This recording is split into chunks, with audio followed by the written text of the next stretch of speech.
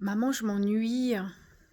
Je pense que cette phrase, si vous êtes parent, vous l'avez peut-être souvent entendue. Et c'est une phrase, je trouve, qui peut vraiment déclencher beaucoup d'anxiété, voire la boule au ventre. Comme un espèce de stress de se dire vite, vite, je dois trouver quelque chose d'utile pour l'occuper.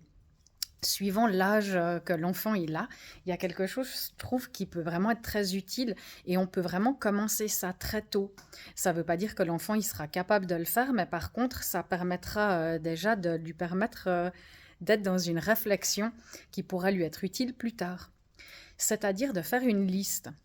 Une liste en disant, OK, tu t'ennuies, alors viens, on s'asseye et on fait une liste, toi et moi, d'idées qui pourrait être utile dans les moments où tu t'ennuies. Précisons aussi quelque chose, c'est que s'ennuyer, c'est vraiment très utile et important. Et que dans la société où on est aujourd'hui, on enchaîne les choses et en fait, on ne supporte plus l'ennui. Alors que s'ennuyer, c'est important. Ça ne veut pas dire que voilà, je dois m'ennuyer de 8 heures du matin à 8 heures le soir, ça serait quand même grave.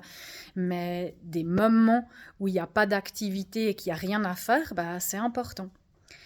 Donc, je reviens à ma liste. On peut prendre son enfant et lui dire, OK, alors tu sais quoi, on va réfléchir un petit moment avec tout ce que tu as déjà et on va mettre sur la liste des idées pour quand tu sais pas quoi faire.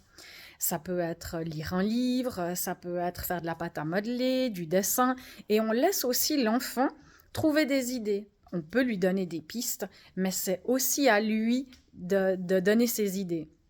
On marque tout. Ça ne veut pas dire que tu devras le faire, mais au moins tu auras une liste de choses auxquelles tu pourras te référer dans ces moments où tu ne sais pas comment t'occuper.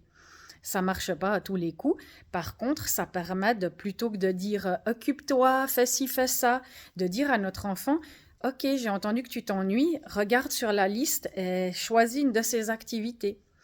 Parfois, ce qu'on peut faire aussi, c'est faire une liste d'activités qu'on aurait aussi envie de partager avec lui. On n'est pas obligé de mettre les petites voitures si on trouve ça ennuyeux, d'accord? On peut l'aider à faire une liste de choses qu'il peut faire tout seul et aussi une liste de choses qu'on peut partager ensemble. Bah, tu vois, moi, c'est OK de faire un petit tour de quartier avec toi, on se tient main dans la main et puis on va se promener. C'est OK pour moi de faire un tour en trottinette, de jouer au Uno ou bien de cuisiner. Et en fait, on fait une liste de choses qu'il peut faire tout seul et de choses qu'on peut partager ensemble.